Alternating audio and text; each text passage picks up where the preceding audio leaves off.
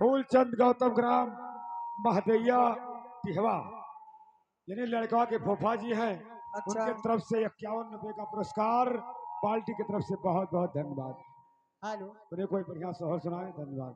अरे आज मोरे लाला, अरे आज मोरे बबुआ, आज मोरे लाला, अरे बहुत मलीने आज मोरे लाला, बहुत मलीने आज मोरे।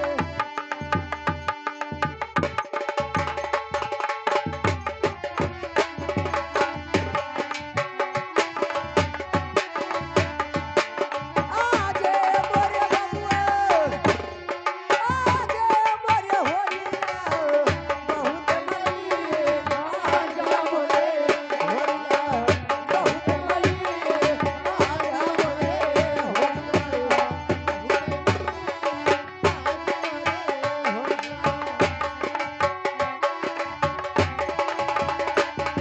आज मोरे होलिया, आज हेलो।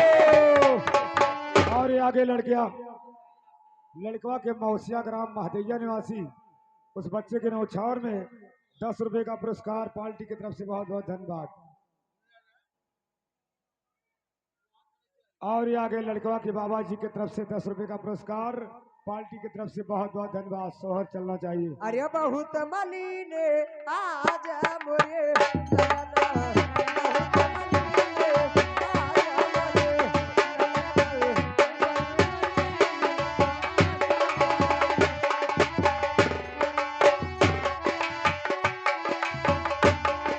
आज हेलो। मोरे बबुआ, आज मोरे होलिया, बहुत मलीने आज मोरे होलिया, बहुत मलीने आज मोरे लाला।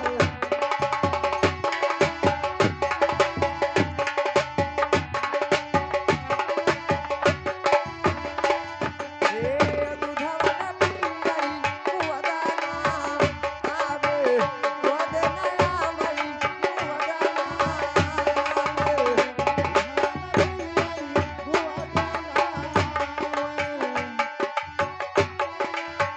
हेलो। ये आगे गुरदास गुप्ता इस बच्चे के नौछावर में 21 रुपया दे रहे हैं।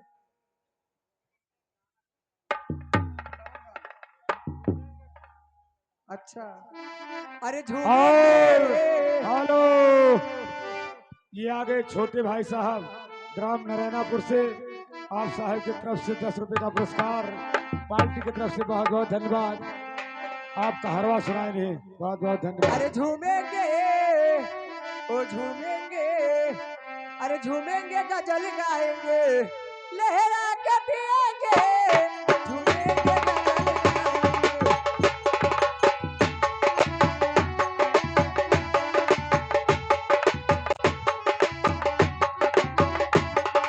झूमेंगे गजल गाएंगे, झूमेंगे गजल गाएंगे, लहरा के पिएंगे, झूमेंगे गजल गाएंगे।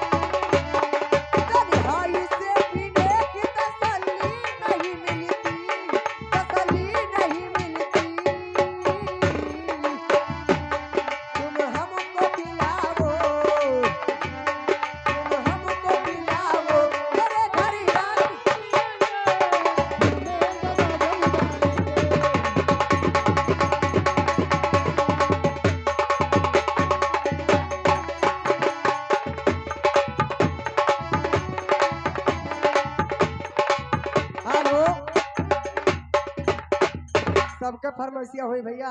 बगले कहरवा का फरमाइश आया था हमारे भैया जी का। हेलो, अरे लाई चला बाजार, अरे बाला बुआ लाई चला।